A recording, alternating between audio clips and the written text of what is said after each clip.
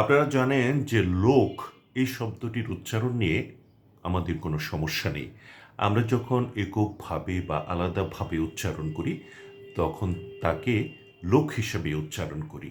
কিন্তু কথা হলো, এর সঙ্গে যখন অন্য শব্দ বা শব্দাংশ যুক্ত হয়, তখন তার দুরকম উচ্চারণ হয়।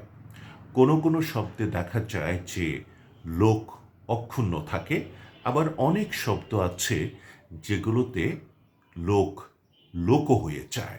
আমরা আজকে সেই তফাৎটাই দেখব। প্রথমেই বলি, যে শব্দগুলোতে লোক অক্ষুণ্ণ থাকে বা লোক লোক হিসাবে উচ্চারিত হয়, যেমন ধরুন লোক প্রশাসন, লোকসভা, লোকজন, লোকশিল্প, লোক সমাজ, লোকসান, লোক লস্কর, লোক সমাগম ইত্যাদি।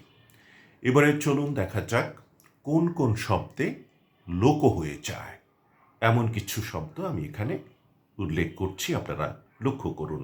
যেমন লোকগান, লোকসঙ্গীত, লোকসংস্কৃতি, লোকগীতি, লোককবি, লোকশিল্পী, লোকগাথা, লোকনাথ।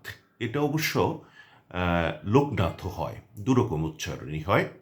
তারপরে হচ্ছে লোকভাবনা, লোকরঞ্জন, লোকলজ্জা, লোকভয়, লোকসাহিত্য ইত্যাদি।